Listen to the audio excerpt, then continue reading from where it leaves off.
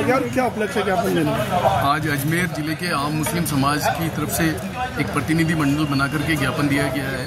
ये ज्ञापन विजयनगर में अभी जो दुर्भाग्यपूर्ण एक कांड हुआ है उस कांड के लेकर दिया गया है कि जो भी दोषी है, चाहे वो किसी भी धर्म के, हिंदू हो मुस्लिम हो, उनको कड़ी से कड़ी सजा मिले और हम निष्पक्ष जांच की मांग करते हैं आदरणीय मुख्यमंत्री जी से। दूसरा, बेटियां चाहे किसी की भी हो, हिंदू की हो चाहे मुस्लिम की हो, हमारी सबकी बेटियां हैं, हम सबके लिए उनको बचाना जरूरी है।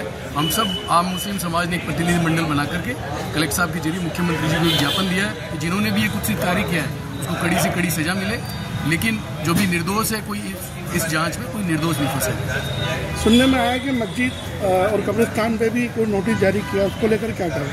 देखिए, वो शासन प्रशासन की जांच का विषय है, वो शासन तय करेगा किस तरह क्या करेगा। बाकी जांच किसी भी चीज़ की कर सकता है शासन है। आपका नाम? मुंसिफ अली खान। ये जो कौम को लेके टारगेट किया जा रहा है, अपराधी होता है, अपराधी का कोई धर्म नहीं होता। यदि अपराध किया है तो न्यायालय उसकी सजा देगा। हमारा कहना है कि पूरे कौम को और उनके इबादतगाहों को टारगेट नहीं किया जाए और न ही जो कोई भी हो, चाहे हिंदू मुसलमान हो, कम्युनिटी को परेशान नहीं किया जाए। कोई भी कम्युनिटी अपराधी का कोई साथ नहीं देती है, ना अपराधी का कोई धर्म होता है। अपराध किया है तो न्यायालय सजा देगा और न्यायालय की सजा से पहले उसको अपराधी कहना भी गलत है। अभी प्रोसेस में है, देखते हैं क्या होता है।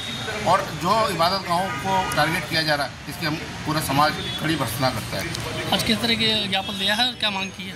बस यही मांग की गई है कि जो कब्रिस्तान और जो बेगुनाह लोगों को फंसाया जा रहा है, इस तरह की कार्रवाई ना हो, समाज को टारगेट ना किया जाए।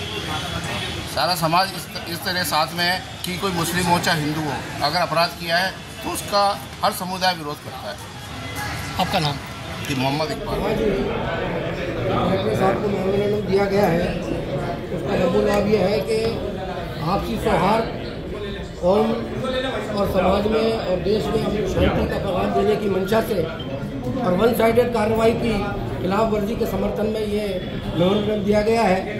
हम तमाम कम्युनिटी के लोग कौमी यकजहती के पक्षधर रहे हैं। किसी भी एक कम्युनिटी को टारगेट बनाकर अगर किसी भी केस में कोई इन्वेस्टिगेशन किया जाता है या उसकी किसी इमारत को या उसके किसी मुकामात को एक कम्युनिटी की बेस पर टारगेट किया जाता है तो उस पर पाबंदी लगाने के लिए हमने कलेक्टर साहब को यही मेमोरेंडम दिया है कि अगर कोई अपराधी है तो उसका कोई समाज नहीं होता है, वो किसी एक कम्युनिटी से ताल्लुक नहीं रखता है, लेकिन उस अपराधी के दायरे से बाहर जाकर अगर किसी कम्युनिटी को टारगेट किया जाता है तो कतई बर्दाश्त के काबिल नहीं है।